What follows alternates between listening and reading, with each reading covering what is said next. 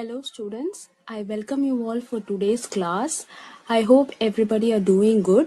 So before we move on to today's class, we'll have a recap of what we learned in the previous class, okay? So first we looked into what are equivalent ratios and then we moved on to the comparison of ratios. In comparison of ratios, we saw the steps for comparing ratios and examples, right? And at last, we solved problems on equivalent ratios and comparison of ratios, okay? So in today's class we'll be discussing about what are the proportionality law, and we'll be moving to the unitary method, and in unitary method we'll be seeing the steps involved in unitary method and we'll be solving problems on proportion and unitary method, okay? So first we'll be looking into what are proportions, okay? Let us consider an examples. 5 pencils to be divided into two friends, Jim and Tim, in the ratio of 3:2 or 3/2. Okay.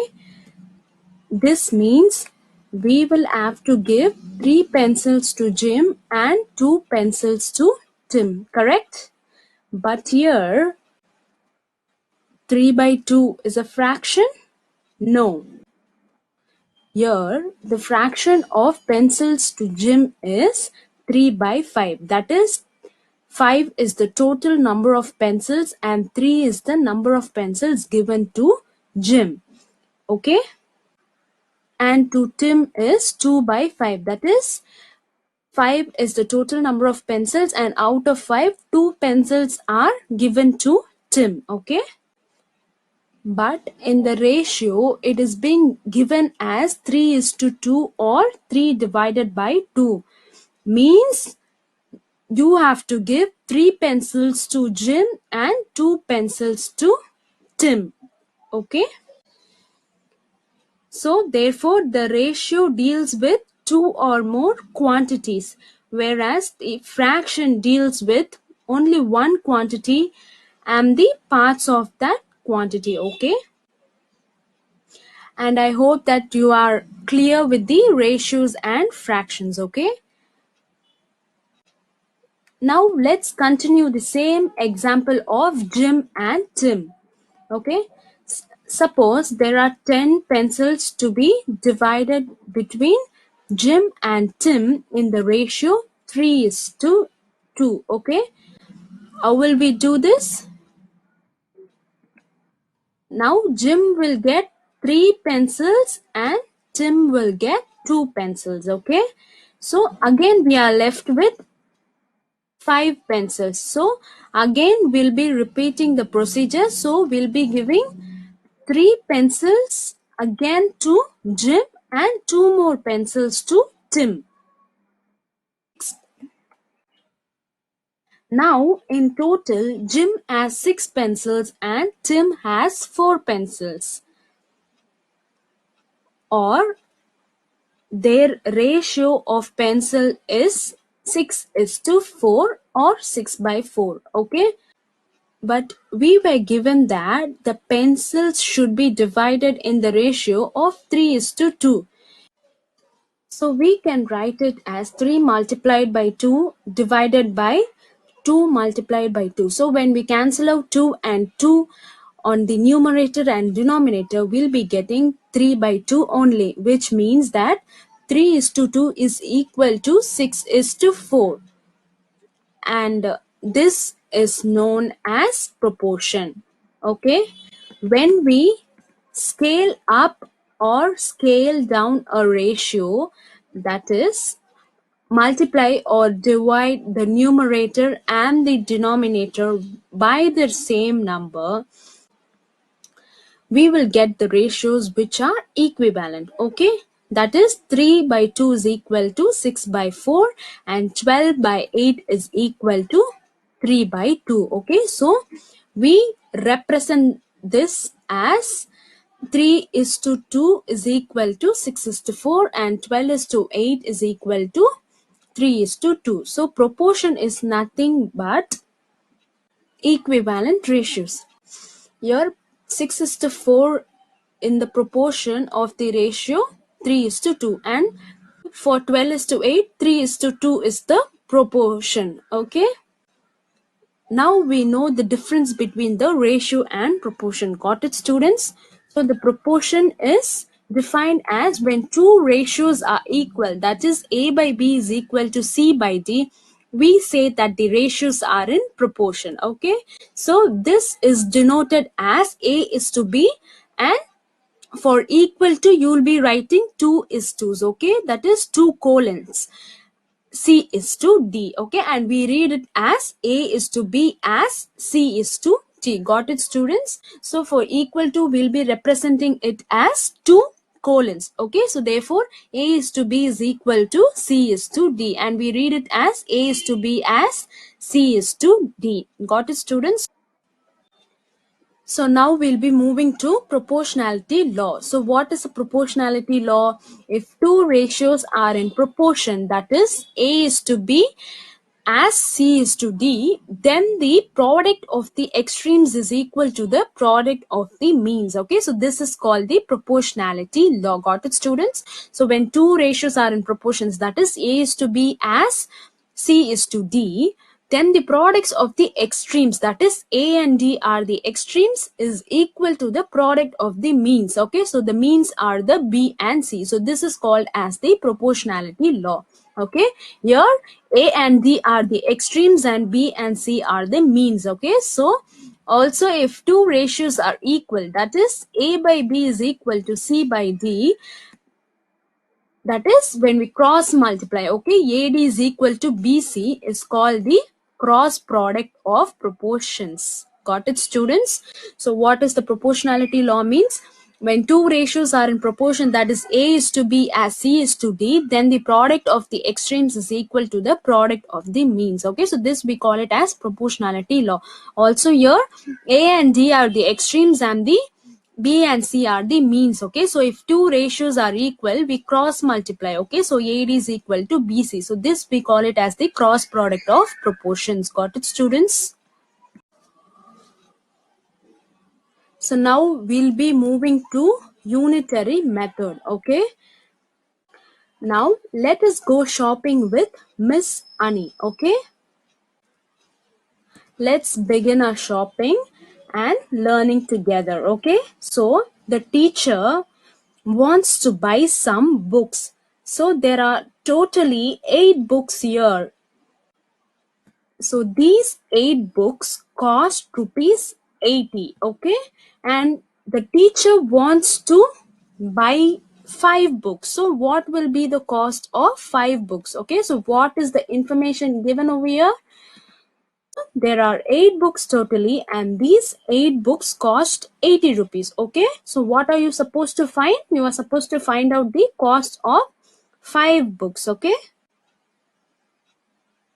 so here we first need to find out the cost of one book. Okay, so in order to find out the cost of one book, you will be dividing the total value of books by total number of books. Okay, so that is the cost of 8 books is 80, right? So divided by the total number of books. So the total number of books here is 8. Okay, so when you divide 80 by 8, you will be getting 10. Okay, so the cost of one book is rupees 10. So now the teacher wants to buy 5 books. Okay, so you need to find out the cost of 5 books. Okay, so in order to find out the cost of 5 books, you will be multiplying the number of books she wants to buy into the cost of one book. Okay, so the number of 5 books multiplied by the cost of one book. Okay, so 5 multiplied by 10 is 50. Okay, so therefore the cost of 5 books is rupees 50. Okay, so this is an example for unitary method. Now we'll see the definition of unitary method. So what is a unitary method? Finding out the value of one unit and then using it to find out the value of the required number of units is known as unitary method. Got it, students? Finding out the value of one unit and then Using it to find out the value of the required number of units is known as unitary method. So now we'll move on to the steps involved in unitary method. Okay, so the first step is you are going to express the given problem in mathematical statement. Okay, so what is the first step? Yes, you are going to express the given problem in mathematical statement. And the second one is you will be finding out the value of 1 unit of the given item using division. Okay. And the third step is you will be finding out the value of the required number of the same items using multiplication. Okay. So these are the steps involved in unitary method. Okay. So what is the first step? You are going to express the given problem in the mathematical statement, and the second one is you will be finding out the value of 1 unit of the given item using division, and the third one is you will be finding out the value of the required number of the same items using multiplication. Got it, students? So now we'll be moving on to problems. So I'll be solving exercise number 3.3. Okay. In exercise number 3.3, I'll be solving from the fourth sum. So the fourth sum is find whether 12, 24, 18, 36 in that order can be expressed as two ratios that are in proportion. Okay. So first I'm going to take 12, 24, 18, 36. Okay. So first I'm going to find out the product of the extremes. Okay. Extremes means the end numbers. Okay. So I'm going to multiply the 12 and 36. So when you multiply 12 and 36, you get 432. Similarly, now you are going to find out the product of the means. Okay. Means represents the inner two numbers. Okay. So that is you are going to multiply 24 and 18. Okay, so when you multiply 24 and 18, you get the answer 432. So from this you can see that the product of the extremes is equal to the product of the means. Okay, so therefore 12 is to 24 is equal to 18 is to 36. Got it, students? We can also take it in this order, that is 24, 12, 36, 18. Similarly, you are going to find out the product of the extremes. So the extremes over here is 24 and 18. So when you multiply 24 and 18, the answer you get is 432. Okay.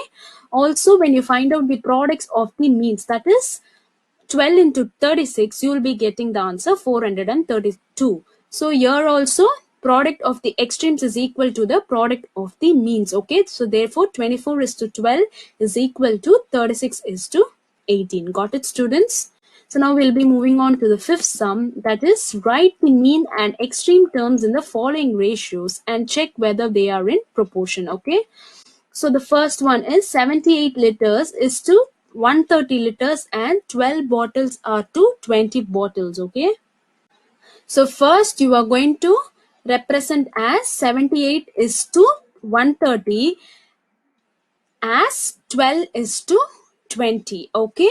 So first you are going to find out the extreme terms. So here the extreme terms are 78 and 20. Okay, and the mean terms are 130 and 12. So now you are going to find out the product of the extreme terms. So the product of the extreme terms, that is 78 and 20, is 1560, and the product of the mean terms are 130 into 12. Okay, so when you multiply 130 and 12, you will get the answer 1560. Okay, so from this it is very clear that the product of the extremes is equal to the product of the means. Okay, so therefore it is in proportion. Got it, students? So when the product of the extremes is equal to the product of the means, it is in proportion. When both extremes and means are not equal, means it represents that it is not in proportion. Got it, students? Now we'll move to the second sum in fifth Roman letter. That is 400 gram is to 50 gram and 25 rupees is to 625 rupees. Okay, so you'll represent it as 400 is to 50 as 25 is to 625. Okay, so the extreme terms over here are 400 and 625, and the mean terms over here are 50 and 25. Okay, so when you find out the product of the extreme terms, that is 400 and 625, you will be getting 2,50,000. Okay. And similarly, when you find out the product of the mean terms, that is 50 and 25, you will be getting 1,250. So from this, it is very clear that the product of extremes are not equal to the product of means. Okay, therefore the given question is not in proportion. Got it, students? When both the extremes and means are not equal means it is not in proportion. So when extremes and means are equal means it is in proportion. Understood, students? Now we'll move on to the sixth sum. The America's famous Golden Gate Bridge is 6,480 feet long with 756 feet tall towers. A model of this bridge exhibited in a fair is 60 feet long with 7 feet tall towers. Is the model in proportion to the original bridge? This is the America's famous Golden Gate Bridge. Okay, so what is given in the question? The length of the America's famous Golden Gate Bridge is 6,480 feet. Okay, and the length of the tall tower is 756 feet. Okay, and the length of the model is 60 feet and the length of the model of tall tower is 7 feet. Okay, so what are you supposed to find? Is the model in proportion to the original bridge? Okay, so the solution is the ratio of Golden Gate Bridge and its tall tower is 6,480 is to 756. Okay, and the ratio of model and its tower is 60 is to 7. So now we will be representing in proportion. Okay, so you'll be writing it as 6,480 is to 756 is equal to 60 is to 7. Okay, so now you are going to find out the product of the extremes, that is 6,480 multiplied by 7. Okay, so the product of the extremes are 6,480 multiplied by 7 is 45,360. Understood, students? Now you are going to find out the product of the means, that is 756 and 60. Okay, so the product of the means is 756 multiplied by 60 and the answer is 45,360. So it is very clear that the product of the extremes is equal to the product of the means. Okay, so therefore the model is in proportion to the original bridge. Got it, students? So now we'll move on to the seventh sum. If a person reads 20 pages of a book in 2 hours, how many pages will he read in 8 hours at the same speed? So what is given in the question? The pages read in 2 hours is equal to 20. Okay, so the number of pages the person read in 2 hours is equal to 20. And what are you supposed to find? The number of pages the person reads in 8 hours. Okay, so this question is based on unitary method. Okay, so the solution is the number of pages read in 2 hours is equal to 20. Okay, so first we are going to find out the number of pages read in 1 hour. Okay, so the number of pages read in 1 hour is equal to 20 divided by 2. Okay, so that is 10. When you divide 20 by 2, you'll be getting 10. Okay, so the number of pages read in 1 hour is equal to 10 pages. Okay.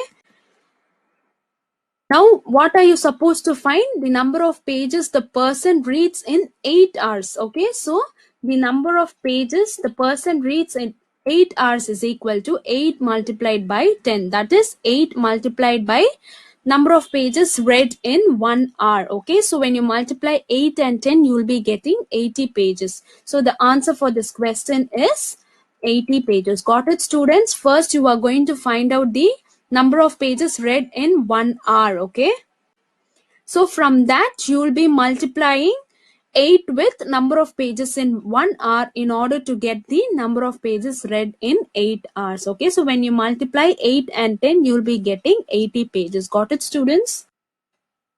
Now we'll move on to the eighth sum. Cholan walks 6 kilometers in 1 hour at a constant speed. Find the distance covered by him in 20 minutes at the same speed. Okay, so what is given in the question? The distance covered in 1 hour, that is 60 minutes. You all know that 1 hour is equal to 60 minutes, right? So that is equal to 6 kilometers. And what are you supposed to find? The distance covered by Cholan in 20 minutes. Okay, so in the question is, it is given in hours, right? Cholan walks 6 kilometers in 1 hour, and what are you supposed to find? The distance covered by Cholan in 20 minutes. So hour and minutes are given, so you are going to convert the kilometer to meter. Okay, so the solution is, the distance covered by Cholan in 1 hour, that is 60 minutes, is equal to 6 kilometers. Okay, you all know that 1 kilometer is equal to 1000 meter, right? So the distance covered in 1 minute is equal to 6 into 1000 meter, that is 6 kilometer. I'm going to convert it into meter. Okay, so I'm going to multiply 6 into 1000, okay, divided by 60 minutes. So 6 into 1000 is 6000 meter divided by 60. So when I cancel out the zeros, I'll be getting 600 by 6. So when I divide 600 by 6, I'll be getting 100 meters. Got it, students?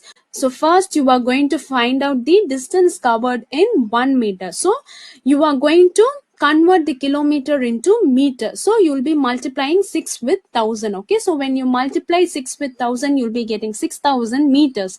So you are going to divide the value by 60. Okay, since you are going to find out the distance covered in 1 minute, you are going to divide the value by 60. Okay, so when you divide 6000 by 60, you'll be getting 100 meters. Got it, students? So the distance covered by Cholan in 1 minute is equal to 100 meter. So therefore, distance covered in 20 minutes is equal to, you are going to multiply 20 into the distance covered in 1 minute, that is 100. Okay, so when you multiply 20 with 100, you'll be getting 2000 meters. Okay, so I'm going to convert this meter into kilometer. So therefore the distance covered in 20 minutes is equal to 2 kilometer. Got it, students? It's very simple actually. First you are going to convert the kilometer to meter. Okay, so first you'll be doing the conversion and you'll be finding out the distance covered in 1 minute. Okay, and then in order to find out the distance covered in 20 minutes, you will be multiplying 20 with the distance covered in 1 minute, that is 100 meters. Okay, so when you multiply 20 with 100, you will be getting 2000 meters. And finally, I'm going to convert the meter to kilometers. Okay, we all know that 1 kilometer is equal to 1000 meter. So 2000 meter will obviously be equal to 2 kilometers. Okay, therefore the distance covered in 20 minutes will be equal to 2 kilometers. Got it, students? Now I'll be moving to the 9th question. The number of correct answers given by Kar Mugilan and Kavita in a quiz competition are in the ratio 10 is to 11. So if they had scored a total of 84 points in this competition, then how many points did Kavita get? So what is given in the question, students? The ratio of number of correct answers given by Kar Mugilan and Kavita in a quiz competition is equal to 10 is to 11. Okay, and what are you supposed to find? The number of points scored by Kavita. So the solution is, the ratio of number of correct answers given by Kar Mugilan and Kavita in a quiz competition is 10 is to 11, right? We have already solved this type of question in the previous exercise, that is exercise number 3.2, equivalent ratios. Okay, so now you are going to find out the sum of the ratios, that is 10 plus 11 is equal to 21 equal parts. Okay, so now the total of 84 points will be divided into 21 equal points. So therefore the points scored by Kavita will be 11 by 21 into 84. Got it, students? 21 will be the total sum of the ratio, whereas so out of 21 equal parts, 11 parts are Kavitas. Okay, so 11 by total number of equal parts, that is 11 by 21 into the total points, that is 84. So when you cancel out 21 by 84, you will be getting 4. Okay, so when you multiply 4 with 11, you will be getting 44 points. So therefore the number of points scored by Kavita in the quiz competition is equal to 44. Got it, students? First, you are going to find out the sum of the ratios. So when you add 10 and 11, it is equal to 21. Okay, so total of 84 points will be divided into 21 equal parts. Therefore, in the question, they are asking the number of points scored by Kavita. So, Kavita has scored 11 out of 21. Okay, so multiplied by the total points. So, when you cancel out and multiply, you'll be getting the answer 44. Got it, students? Now, I'll move to the 10th sum. Carl Megan made 54 runs in 9 overs and Asif made 77 runs in 11 overs. So whose run rate is better? Run rate is equal to ratio of the runs to overs. So what is given in the question? The runs made by Carl Megan in 9 overs, that is equal to 54. And the runs made by Asif in 11 overs is equal to 77. Now, what are you supposed to find? Whose run rate is better? Now, the solution is the runs made by Carmagan in 9 overs is equal to 54, right? This sum is based on the unitary method. Okay, now you are going to find out the runs made by Carmagan in 1 over. Okay, in order to find out the runs scored by Carmagan in 1 over, you are going to divide the value 54 by 9. Okay, so when you divide 54 by 9, you will be getting 6. So therefore, the runs made by Carmagan in 1 over is equal to 6 runs. And now we'll be moving on to Asif's runs. So the runs made by Asif in 11 overs is 77. So in order to find out the runs made by Asif in 1 over, you will be dividing the value 77 by 11. Okay, so when you divide 77 by 11, the answer is 7. Okay, so therefore the runs made by Asif in 1 over is equal to 7 runs. So when compared to Carmagan, Asif's score is greater in 1 over, right? So therefore, Asif's run rate is better than Carmagan's. Got it, students? So first you'll be finding out the runs scored by both of them in single over, that is 1 over, okay?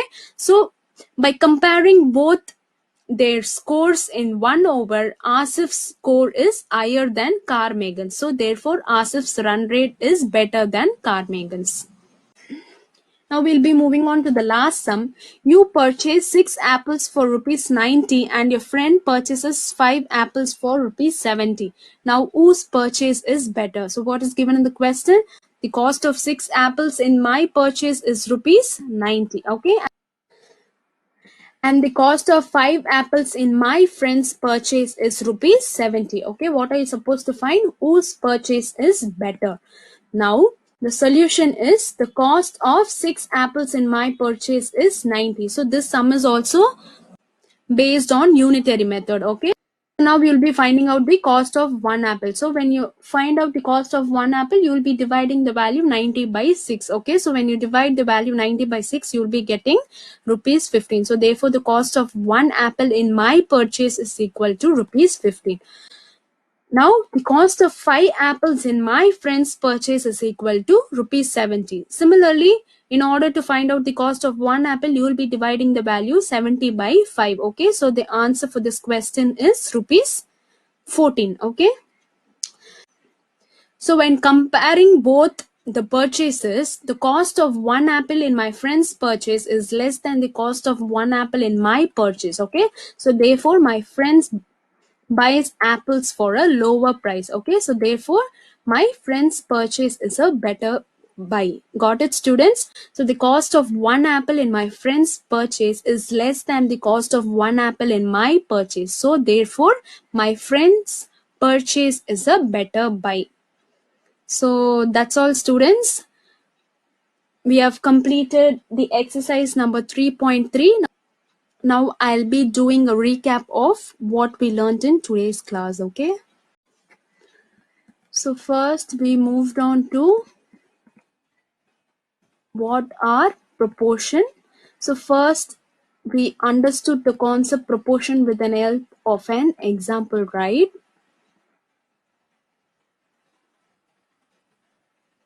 I hope you all would have understood the concept of proportion.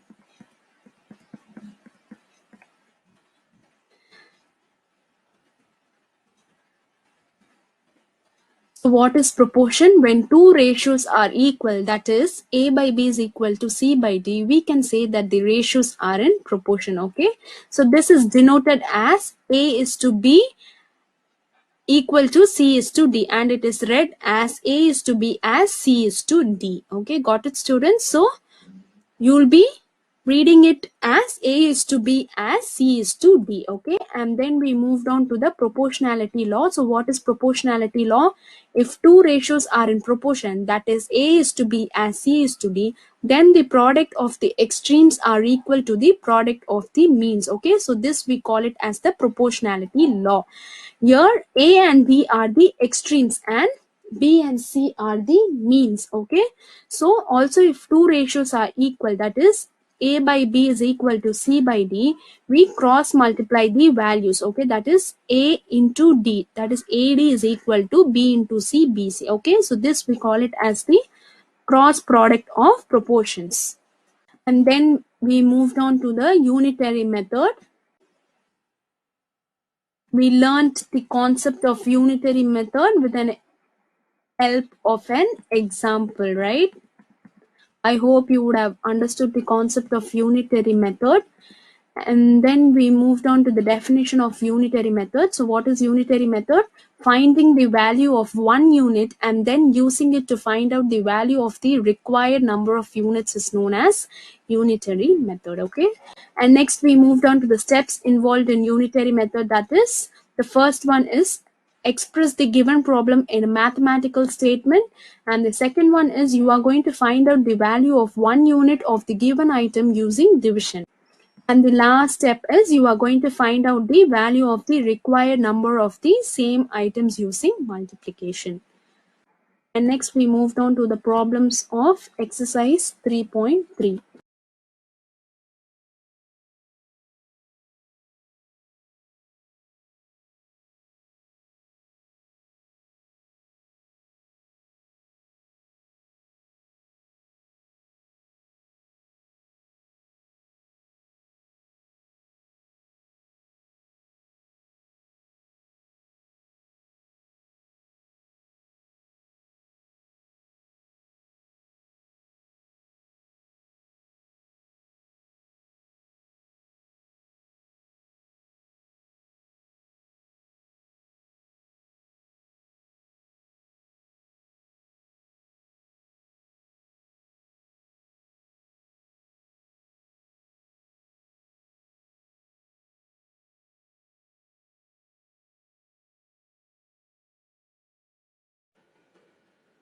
So that's it, students. Now it's time for question and answer. State the proportionality law? Yes. So if two ratios are in proportions, that is A is to B as C is to D, then the product of the extremes will be equal to the product of the mean. So this is called as the proportionality law. Yes. Very good. Now we'll move to the second question. What is a unitary method? Yes, finding out the value of one unit and then using it to find out the value of the required number of units is said to be a unitary method. Very good, students. Now I have attached the worksheets for you. Kindly solve it in your notebook, okay? Thank you, students.